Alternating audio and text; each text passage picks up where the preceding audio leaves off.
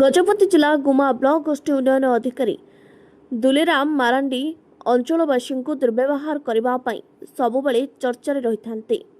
आज गुमा ब्लॉक अंतर्गत किसी हिताधिकारी हरिश्चंद्र योजन मास धरी सहायता मिलून सका प्राय 6:30 बेलू ब्लॉक ऑफिस कार्यालय पहुंची बीडीओ महाशय चैम्बर लाइट जलुवा फैन चलुवा लक्ष्य करा किंतु प्राय 3 घंटा पर बीडीओ सका ऑफिस थिबा सत्वे पहुंची नथिबा हेतु प्रबल खरा उत्ताप सह न करि बीडीओ आवासिक ऑफिस द्वारस्थ होई गुहारी सुनेबाको निवेदन करथिले किंतु बीडीओ ऑफिस रे ही अभियोग सुनिबे बोली कहिथिले।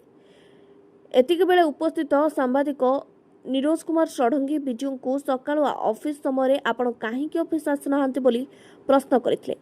उत्तर में बीडीओ तांको दुर्व्यवहार करने सह उपरिस्थ अधिकारी निकट में अभियोग कर बोली कहिथिले। पूर्वर मध्य पानीय जल समस्या पई आसिथिबा अंचलवासी को मो ड्रे पानी नहीं मो पानी दे परिबि नहीं। मंथा बात्या समय भूस्खलन नहीं आदिवासी अध्युषित लोकंकु सहायता परिवर्ते पहाड़ उपरे रहिले एपरि ही समस्या हेबो बोली कहिथिबा उदाहरण होछि। अदिनिया वर्षरी भूस्खलन समय रास्ता अवरोध हटाइथिबा जेसीबी मेसिन और ट्रैक्टर बिल मध्य एपर्यंत पैठ न होइतिबा सूचना मिली। हरिश्चंद्र सहायता पई कमल सुंदर आनंद जोसेफ सिंह एवं दीपक पाणी प्रमुख उपस्थित थे। गजपति जिलूर टिकली मां रिपोर्ट ओडिशा हाइलाइट समाचार।